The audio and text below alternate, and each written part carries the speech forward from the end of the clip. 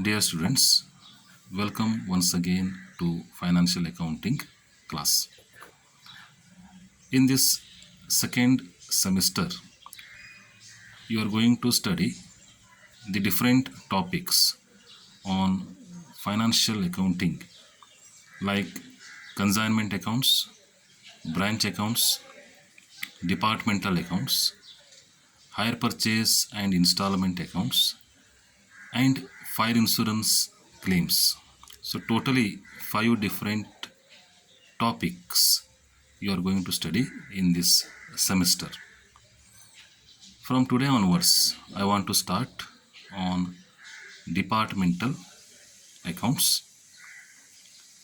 So before going to solve the problems on this unit, first let me know what is department.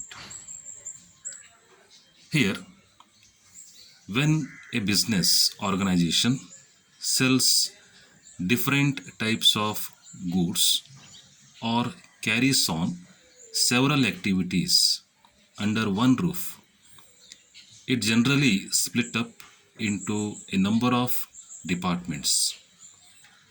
This is generally done to have smooth and efficient running of a business.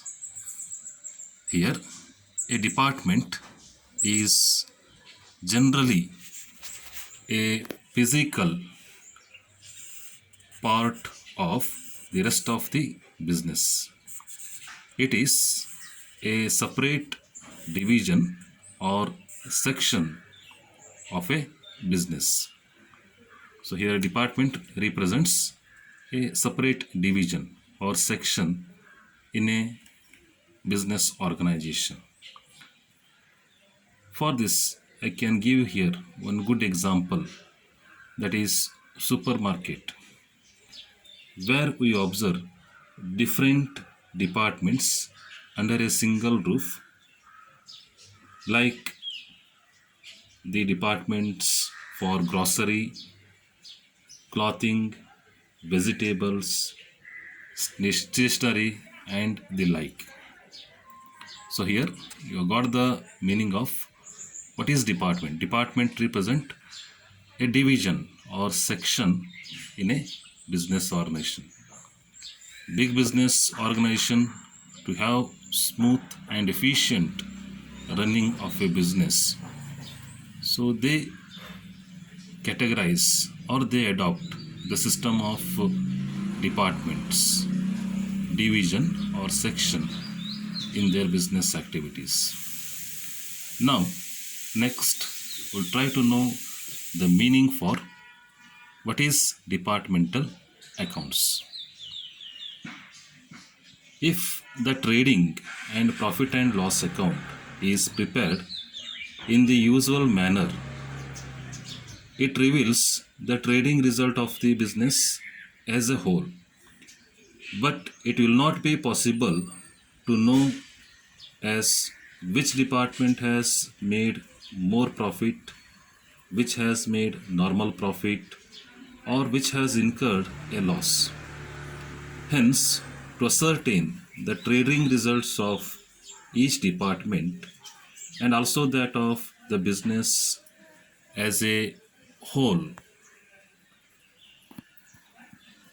the account known as departmental trading and profit and loss account is prepared in a columnar form. So here you can get the meaning for departmental account as it is the preparation of trading and profit and loss account for each department in columnar form and also for the whole concern. So while preparing trading and profit and loss account, a separate column is provided for each department along with the column for total on both sides of this account. So here you are observing the simple format of departmental accounts. So departmental trading and profit and loss account for the year ending 31st March. So dash dash dash. So here you are observing debit side, another side credit. Okay. So in the debit side, items like purchases. So such items, it appears in the credit side, sales, closing stock. So later on you will derive gross profit or gross loss. Later on in the second part, profit and loss account part, profit or net loss. So while solving the problem, we'll come up with this format. Next one is, that is, what are the advantages? What are the advantages of departmental accounts? So one advantage is the trading result of each department can be ascertained very easily. That means which department has earned profit, which department has incurred loss. That can be traced very easily by preparing departmental accounts.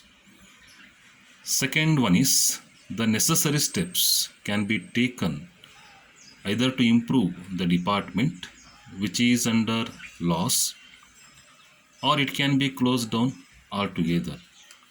So steps can be taken for the further improvement of those department which are under loss. Next, the growth potentials of a department can be evaluated by having comparison with the other departments. So interdepartmental comparison can be made. Performance of one department with another department can be compared, so by preparing departmental accounts. Next one is the users of accounting information, especially shareholders, investors, creditors, who are interested in knowing the financial result of the business concern. So they get detailed information. So department wise they get the detailed information. Each and every department performance, so they get in a detailed form. Next one is that the fifth advantage is the departmental managers can be suitably rewarded on the basis of the departmental results.